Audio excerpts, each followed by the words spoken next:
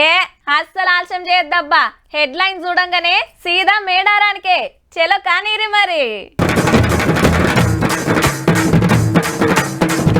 గద్దె మీద సమ్మక్క దర్శనం, భక్తులతో నిండింది మేడారం.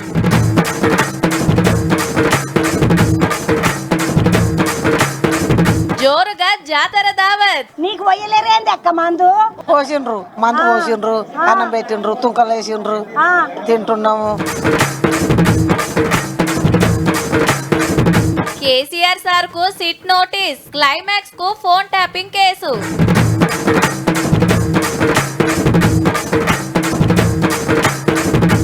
నిన్న కూల్చేసిండ్రు ఇండ్లు, ఇయాల్నే డబుల్ బెడ్రూమ్లు.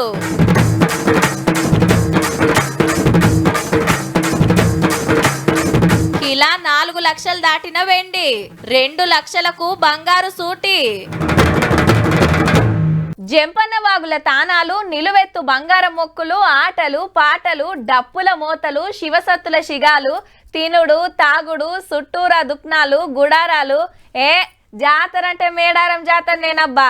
లక్షల మంది ఒక్క కాడికి చేరితే ఆ సంబురమే అలాగుంటది. మళ్ళా మనోళ్లే కాదు, ఆంధ్ర, మహారాష్ట్ర, ఛత్తీస్గఢ్, ఒరిస్సా, మధ్యప్రదేశ్ రాష్ట్రాలకెంచి కూడా శీతమొస్తాన్రు. ఇక అలా సమ్మక్క తల్లిని గద్దెల మీదకి తీసుకొచ్చిండ్రు. గా కార్యం అట్లనే జాతర ముచ్చట్లన్నీ చూడుండ్రిగా.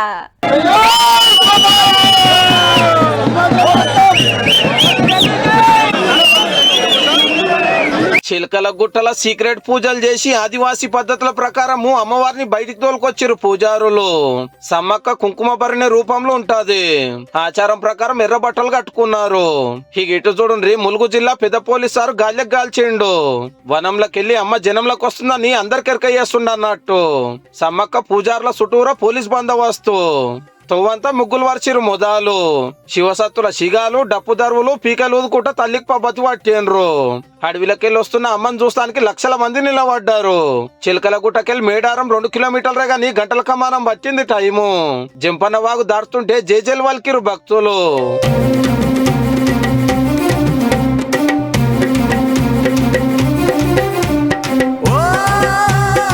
నిన్ననే కన్నెపల్లి నుంచి సారలమ్మ, పునుగొండ్ల నుంచి పగడిద్దరాజు, కొండాయి నుంచి గోవిందరాజు వచ్చి గజల మీద కూకుంటే ఇవాళ సమ్మక్క తల్లి వచ్చుడితోటి జాతర నిండుకున్నట్టు. రేపు ఎల్లుండి నలుగురిని కొలుచుకునే భాగ్యం ఉంటది భక్తులకు. సెంటర్ మంత్రి కిషన్ రెడ్డి సారు, మన మంత్రులు పొద్దున్నే బంగారం జోకిచ్చి దర్శనం చేసుకున్నారు.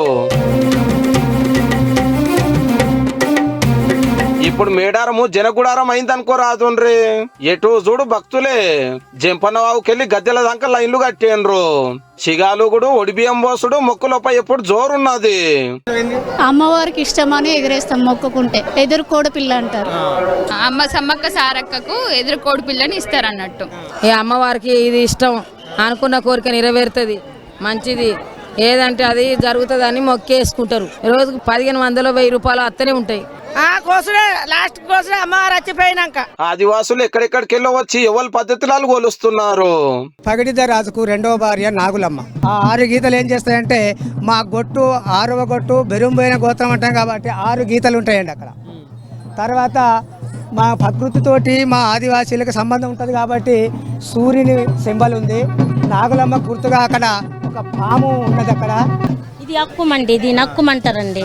ఈ గజ్జలు ఈ కర్రలు పట్టేటోళ్ళు కడతారండి. ఈ వీరుదాడు అంటారు దీన్ని. అది మేడారమో నా తల్లిర సమ్మక్క, అది మేడారమో నా తల్లిర సమ్మక్క, అమ్మమ్మార నా తల్లో నా తల్లిర సమ్మక్క, బిడ్డే సారలమ్మారో నా తల్లిర సమ్మక్క. తీరొక్క దుకాణాలు పడ్డాయి, గిరాకీ కూడా మంచిగానే అవుతుంది. అమ్మవారు కుంకుమ బర్నీతోనే ఇక్కడికి గద్దెల మీదకి వస్తుంది. సో అందుకనే కుంకుమ బర్నీలు ఇక్కడ ఎక్కువ అమ్మడం గానీ కొనడం గానీ జరుగుతుంది. అమ్మవారిది కొనవాలని తీసుకుపోతాం. పానం చూస్తాయి, అమ్మవారి బొట్టు పెట్టుకుంటే మంచిదని తీసుకుపోతాం. నేను కూడా కొన్నా, దేవుని దగ్గరది మంచిగా ఉంటుంది అని తీసుకొని వెళ్తున్నాము. గాజులు తీసుకున్నాము, ఇవి తీసుకున్నాము. గట్లనే జాతర కాట కాకుండా కాక ఏమన్నా ఉపాయం చేసిండా? జెండా మా వాళ్ళు పాత పద్ధతిలో అందరూ జెండాను చూసుకుంటా వస్తారు. తీసుకుంటే ఫాలో అవుతాం. ఎవరు తప్పిపోరు మా దాంట్లో. జెండా చూసుకుంటే ఫాలో అవుతాం అందరం. జంపన్న వాగులో సలనీళ్ళతోటి తానం చేయమంటే ఆడనే ఉడుకుడుకు నీళ్ళు అమ్ముతున్నారు. చిన్నపిల్లలకు పెద్దోళ్ళకి అంజలి 30 20 50 రూపాయల దాకా అమ్ముతాం అంతే. బస్సులు కాల్రు డీసీఎంలు కట్టుకొని లక్షల మంది వచ్చిండ్రు. ఎవల నెత్తిలో చూడు ముల్యమూటాలే. మంది 8 PM ఫుల్ బాటిల్ సరిపోద్దా 3 రోజులు ఉంది. ఇంకా హాఫ్ ఒకటి తల్లికి అరవేయడానికి ఫుల్ నాకు అన్నం బగారన్నకి రైస్ అన్ని చికెన్ కి సంబంధించిన మటన్ కి సంబంధించిన ఆడ ఏ కాలువల నుంచి కెనాల్ నీళ్ళు వస్తాయి చూసినావు, గంగా నీళ్ళు అవే పట్టుకుంటాం. చూడ బాగుంటాయి అవి, చెట్ల మూలికల నుంచి ఏర్ల నుంచి వస్తాయి. ఆ నీళ్ళు ఆయుర్వేదానికి మంచిది. ఆయన ఐవి సాలిపోతుందా? ఇక్కడ తీసుకుంటారా? ఇక్కడ తీసుకో, ఇక ఆనుండే తెచ్చుకుంటాను. ఇక్కడ రేట్లు బాగున్నాయిగా, అక్కడ నుండి అన్ని తెచ్చుకుంటాను. మందు ఉంటుంది ఇంకా తప్ప కంపల్సరీ. అది ఇంకా మందు లేదు ఇక్కడికి రాకూడదు కదా.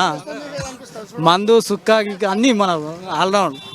తిండికి ఎట్లా మరి? మటన్ ఇక్కడ రేటు బాగుందంటారు. కొన్ని కోసుకుంటాం, కొన్ని మటన్ కూడా కోస్తాం, ఏడ కూడా కోసుకుంటాం, అన్ని చేస్తాం. ముళ్ళే పట్టుకోకుండానే తలకాయ పెట్టిన అట్లా ఆగుద్ది ఎంతసేపు? భగవంతుడు సమ్మసారవ సత్యం. అన్ని చదువుకొని వస్తాం ఇక ఇంట్లో ఉన్నట్టుగా. గిందు అన్ని రైస్ గీసు బియ్యం 40 మంది ఇల్లు మొత్తం చదువుకొని సమ్మక్క కాడికే వస్తాను. బెల్లం తెచ్చుకుంటాం, డబ్బు తెచ్చుకుంటాం, ఏం కావాలో సమ్మక్క తల్లికి. తిండి, తాగు, బీరు, బ్రాండి అన్ని. మందు వడక అగో ఆడాడ మన V6 టీవీలు పెడితే నిలబడి నిమ్మలంగా చూస్తున్నారు భక్తులు. ఏడేమైందో మొత్తం చూపిస్తున్నాం కదా. మరి గద్దెల మీద 4 దేవుళ్ళు ఉన్నారు కాబట్టి రేపు ఎల్లుండి ఇంకింత జోరు ఉంటుంది.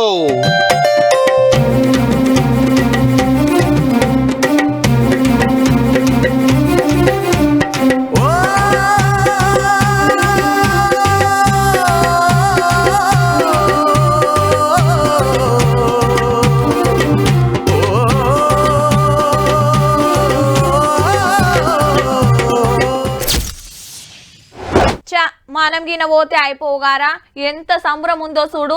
ఆ రాజుగాడు పోయి మొత్తం స్టేటస్లే పెట్టబట్టే. అరే రేపు మనం పోదాంరా, మా ఓన్ కారు ఉంది, ఓ ఆట మాట్లాడుకొని పోదాంరా. ఆయితారం దాకా పుర్సతు. ఏమున్నో కాక రాయే అంటే రాకపోతివి, ఇప్పుడేమో ఫోన్లు చేసి నేను కూడా వస్తే మంచిగుండేరా అనబడితివి. ఏం ఫాయిదానే అని అంటాన్రట కొందరు.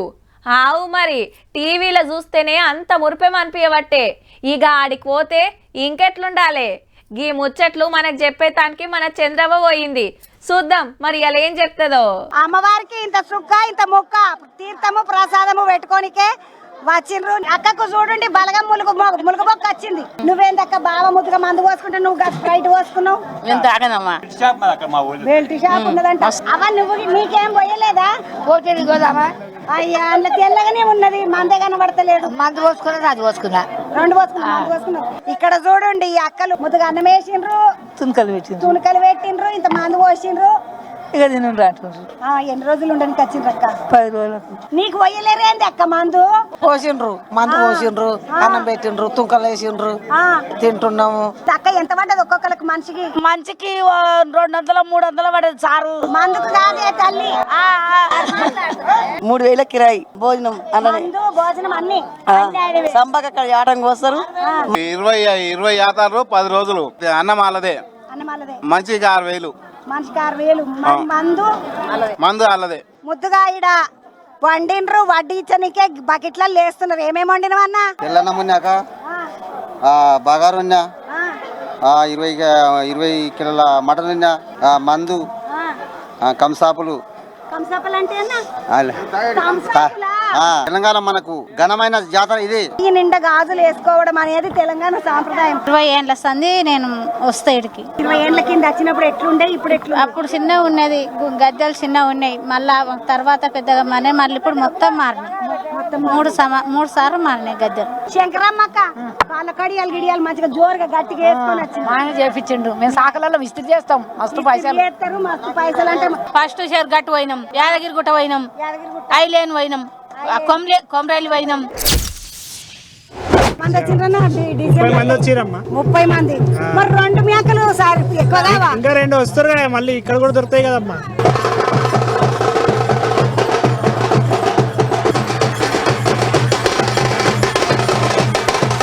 గవల దండలు తెలుసు కానీ కుడుకల దండలు తెలియదు చెల్లె. ఎట్లా ఏంటన్నట్టు దీని అర్థం? అమ్మవారికి ఒడిబియ్యం పోసే కుడుకలు ఉన్నాయి కదా, అమ్మవారు ప్రతిరూపంగా మాకు పోసిన కుడుకలు వృధా కాకుండా అమ్మవారి సన్నిధానం చేరుస్తాయి. ఇవి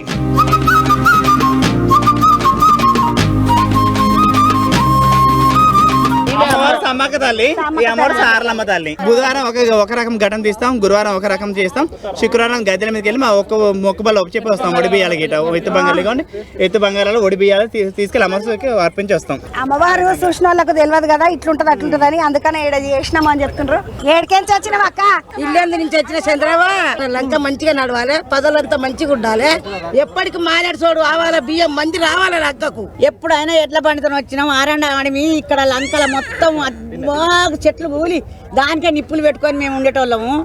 మాకు పెద్ద పూలు వస్తుంది అంటే కారాకు కరకర అనేది, కొమ్మ కో అంటే కొమ్మ జల్లం అనేది రాండువా. ఇప్పుడు మూగపోయిన అడవి సర్కారు పాలైంది. మాకు సంబరం లేకుండా చేస్తుంది, మా తల్లి మాకు సంబరం చేస్తుంది. కానీ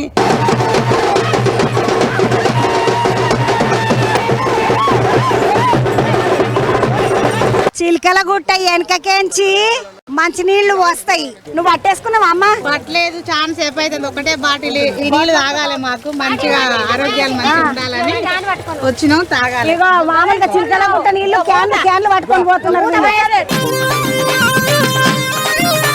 శివల బందకు వస్తే చిలకల గుట్ట కాడ అమ్మవారి గుట్ట కిందకేంచి నీళ్లు వస్తున్నాయి. నీళ్లు పట్టుకొని తాగుదామంటని తేటకు వస్తున్నాయి నీళ్లు చూడండి. నీ బుడ్డోళ్ళని పిలిస్తే ఏం ఫాయిదానే, పడితే పెద్దోళ్ళని పట్టాలి గాని ఈ సర్కార్కు అంత దమ్ముందంటారా? నాకైతే డౌటే. హలో, మా సార్ తెరవచ్చే తాకతుందా? తాకి చూడుండ్రి ఏమవుతుందో. నాకు తెలిసి ఉత్తగా సాగదీశుడు తప్పితే ఏం జరిగేటట్టు లేదబ్బా అని ఫోన్ ట్యాపింగ్ కేసు విచారణ గురించి ఆడాడ జరుగుతున్న చర్చ.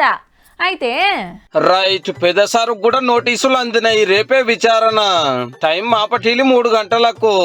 హైదరాబాద్ నందినగర్ సారింటికి సిట్ ఆఫీసర్ సే కేసీఆర్ సార్ లేనందుకు పిఏకి ఇచ్చిర్రు నోటీసులు. లెక్కకైతే జూబ్లీహిల్స్ పోలీస్ స్టేషన్ కు రావాలి. కానీ పెద్ద మనిషికి 65 ఏళ్ళు నిండినాయి కాబట్టి మా కాడికి ఏం రావద్దు, నువ్వు వేడికి రమ్మంటే మేమే ఆడికొస్తామని రాసిండ్రు నోటీసులా. అంటే పోలీస్ స్టేషన్ అయినా ఇల్లు అయినా పార్టీ ఆఫీస్ అయినా ఓకే. సార్ ఏడ కోరుకుంటే ఆడనే ఫోన్ ట్యాపింగ్ కేసు విచారణ.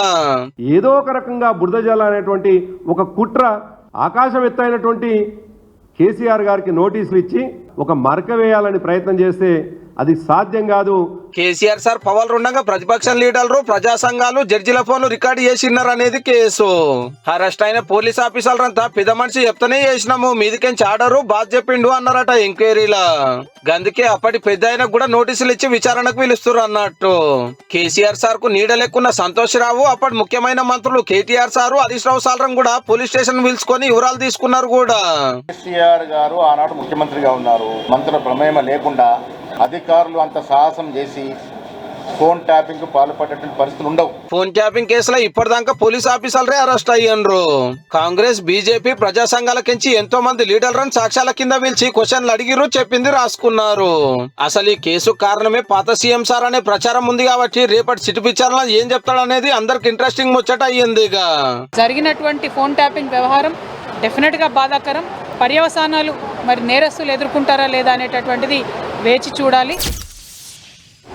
బీఆర్ఎస్ ఎమ్మెల్యేలు అనగానే సీనియర్లో 3-4 కాగానే అందరికి యాదకొచ్చేది ఎవరంటే కౌశిక్ రెడ్డి సారు. ఆవు మళ్ళా సందు దొరికితే చాలు సవాల్ చేస్తాడు, రుబాబ్ చూపిస్తాడు. ఇటు పడని లీడర్లతోటి అటు పోలీసు వాళ్ళతోటి ఎప్పుడో లొల్లు ఉండనే ఉంటదబ్బా. ఇవాళ ఈ గొగ్గిది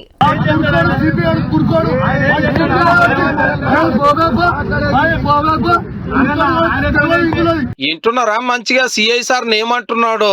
కరీంనగర్ పోలీస్ కమిషనర్ సార్ ను కూడా ఏదేదో అనబట్టే లేదు, రోడ్డు మీద ధర్నా చేస్తే ఎట్లా తోపంట పోయేటోళ్లకు తక్లీఫ్ అవుతుందని బతిమిలాడుతుంటే అస్సలు ఇంటలేడు.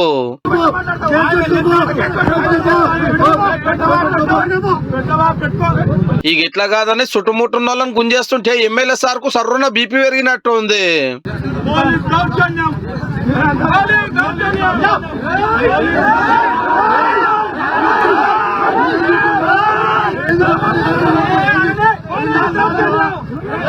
మళ్ళా మా గవర్నమెంట్ వస్తది మీ సంగతి చూస్తే అస్సలు ఇడిచిపెట్టనని ఎట్లా ధమ్కిలిస్తున్నాడో పోలీసులకు. ఇంతకు లొల్లి ఎందుకంటే హుజురాబాద్ నియోజకవర్గం వీణవంకల కూడా సమ్మక్క సారాలమ్మ జాతర నడుస్తుంది 50 ఏళ్ల కాంచెల్లి. ఆడ పెత్తనం కోసం కోర్టు దాకా పోయి కౌశిక్ రెడ్డి సార్ ఓడిపోయిండు అప్పట్లా. ఇప్పుడు దర్శనానికని ఇంటోళ్లను కార్యకర్తలను ఇంటేసుకొని పోతుంటే నడిమిట్ల పోలీసులు ఆపేండ్రు. అందరు వద్దు సారు లొల్లయ్యే డేంజర్ ఉంది, మీరు మీ ఇంటోళ్ళు ఓన్రి అన్నందుకు రోడ్డు మీద ఊకుండా అన్నట్టు. ఇంకా నిమ్మల వాడి జాతరకు పోయిండట ఇంటోళ్ళని దోలుకొని. ఇదే పని ఫస్ట్ చేస్తే ఇంత లొల్లి ఉండకపోవు కదా సారు.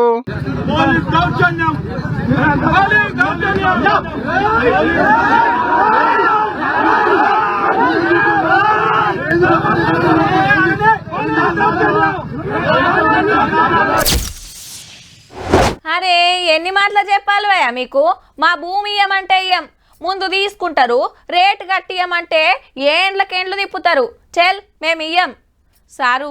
గా కాల్వకు మా జాగ వాయే, ఆ పైకం ఇంకా ఇయ్యకపోతిరి, జర చూడురి సారు. కరెక్టేనయ్యా, కానీ మా చేతులు ఏముంటుంది చెప్పు, మీదికెళ్ళి పైసలు వస్తేనే ఇయ్యాలి కదా అని అంటుంటారు.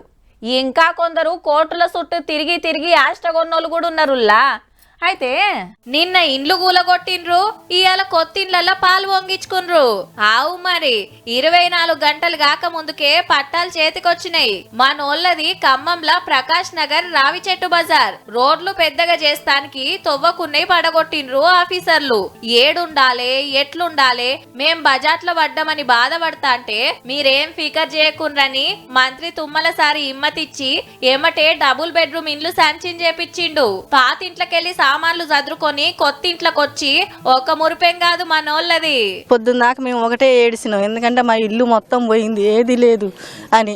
అయితే తెల్లారి వరకు మీకు మేము ఇల్లు చూపిస్తామని ఇల్లు చూపించారు సార్. మాకు సంతోషంగా ఉంది. మొత్తం కూలగొట్టేశారు సార్. అప్పుడు ఒక రోడ్డు కింద పోతాయి అని చెప్పారు ఎప్పుడో, కానీ మాకు అంత తొందరగా వస్తాయి అనుకోలేదు. ఇల్లు కూడా బాగానే ఉంది. ఇంకా మీరు మాకైతే కొద్దిగా సంతోషమేగా. కాకపోతే మాకు ఇల్లు పోయింది అనే చాలా బాధ వేసింది. ఆ మేడం గారు అన్నారు రేపు పొద్దున్నే నీకు ఇల్లు ఇప్పిస్తామన్నారు. ఎవరికైతే లాస్ అయిందో అది లేకుండా ఇంత అర్జెంట్ గా ఇల్లు ఇచ్చారు అంటే చాలా సంతోషంగా. లెక్కకైతే గవర్నమెంట్ వాళ్ళు ఏదైనా తీసుకుంటే దాని నష్టపరిహారం వచ్చే వరకు ఎన్నేండ్లు పడుతుందో తెలియదు. అడగంగా కోర్టుల చుట్టూ తిరగంగా ఎంతో కొంత వస్తే అదే మా భాగ్యం. అసొంటిది ఖమ్మంలా ఆ ఇండ్లు తీసుకొని ఇండ్లు ఇచ్చినందుకు సర్కార్ను తారీఫ్ చేస్తుండ్రన్నట్టు.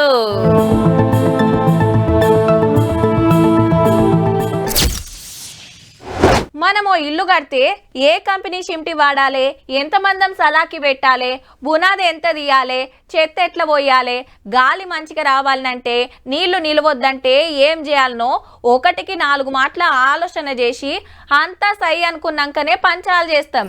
ఎందుకంటే లక్షలు పెట్టి కట్టేదాయే, ఏండ్లకేండ్లు ఉండేదాయే.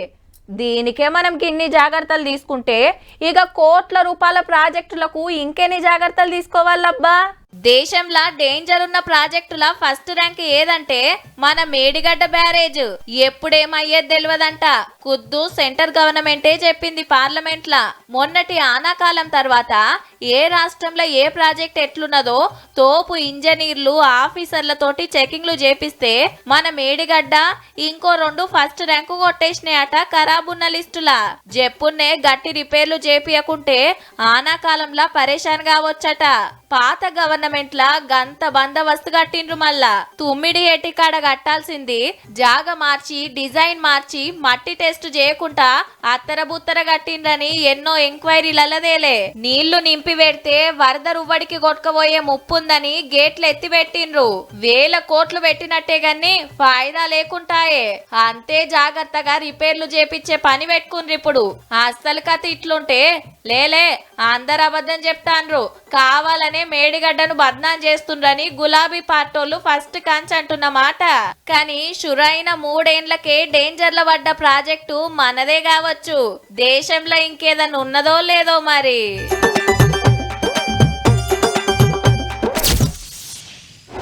ఏ మీది మోటార్ అని మస్తు మురిసేది చిన్నప్పుడు. మొగులు మించి విమానం పోతుందంటే అట్లనే ముందు కురికేది చూసుకుంటా. మమ్మీ నేను విమానం ఎక్కుతా అని లొల్లి చేసేది. పట్నంలోనైతే బంగ్లా మీదకి ఎక్కితే ఇంకింత సంబరం అనిపించేది. ఎప్పుడు దూరంకి వెళ్ళి చూసి ముర్షుడేనా అని అనుకునేటోళ్ళ కోసమే గీ వార్త పట్టుకొచ్చినాం.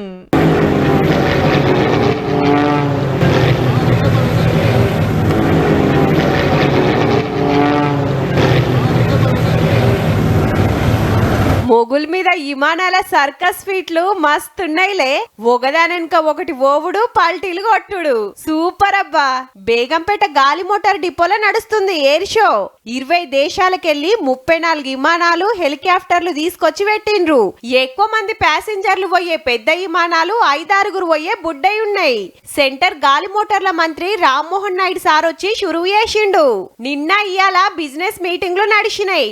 అంటే వాళ్ళ దేశంలో తయారైన విమానాల స్పెషల్ ఏంది, పెట్టుబడులు ఒప్పందాల మీద మాట్లాడుకున్నారు.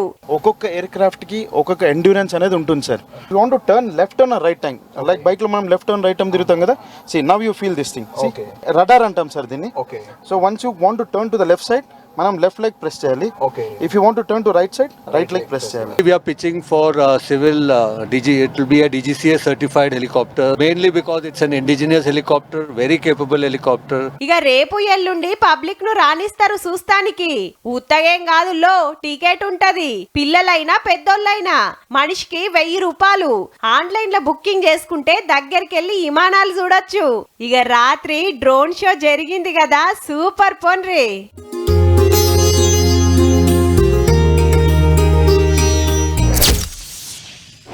బంగారం బంగారం బంగారం ఎప్పుడు గాముచ్చట్లే చెప్తారా? హలో, మాకు కూడా మార్కెట్లో మంచిగానే ఇలువున్నది. సొమ్ములు చేస్తానికి పనికిరానా? మీ ఇంట్లో వస్తువుల కాసరాగానా? ఏమో అన్నిటికీ దాని చుట్టే తిరగబట్టిరి. నా మెరుపులేం తక్కువ కాదు అని ఫీల్ అయినట్టుందబ్బా ఇది కూడా. అందకుంటా మీది కురుకుడే ఉరుకుడు. ఏమటి పడ్డా దొరికేటట్టు లేదు, ఆగేటట్టు లేదు. బంగారమే కాదుల్లా, ఎండు కూడా బంగారమే అయింది. మరి కిలా 4,25,000 అంటే చూడుర్రిగా. దసరాకు ముంగట 2 లక్షలుంటే సంక్రాంతి వెళ్ళంగానే డబుల్ అయినట్టు.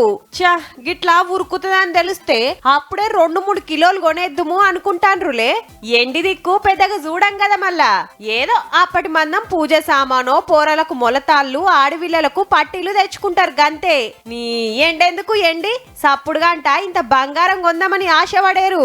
అదేం తక్కువ లేదు. తులం 1,78,000. దీని రువ్వడి చూస్తుంటే జప్పున్నే 2 లక్షలు అయ్యేటట్టుందబ్బా. రెండిటి నడుమ రేట్ల పోటీ నడుస్తుంటే నడిమిట్లా దొంగ బంగారయ్యలు మోపైన్రు. ఇండ్లకు సూటు పెట్టుడు, మెడల గొలుసులు గుంజుకపోవుడు. ఒక్కటెత్కవైనా అల్కగా 5-6 లక్షలు. అమ్మో, పరిస్థితి మంచిగా లేదని చాలా మంది బ్యాంకు లాకర్ల దాసుడు పెరిగింది.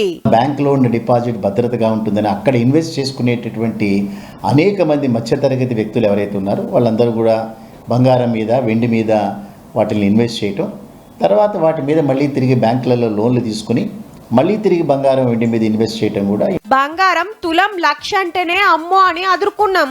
అసొంటిది 2 లక్షలకు సూటు పెట్టిందంటే ఎట్లా ఉరుకుతాందో చూడుర్రిగా. దేశాల నడుమ యుద్ధాలు, అమెరికా ట్యాక్సుల బాంబులు, షేర్ మార్కెట్లు షేక్ అవుడు, ట్రంప్ గారి ఉరుకులాటతోటి ఉన్న సావుకారులంతా పెట్టుబడి బంగారం, ఎండి మీదనే పెడతారట.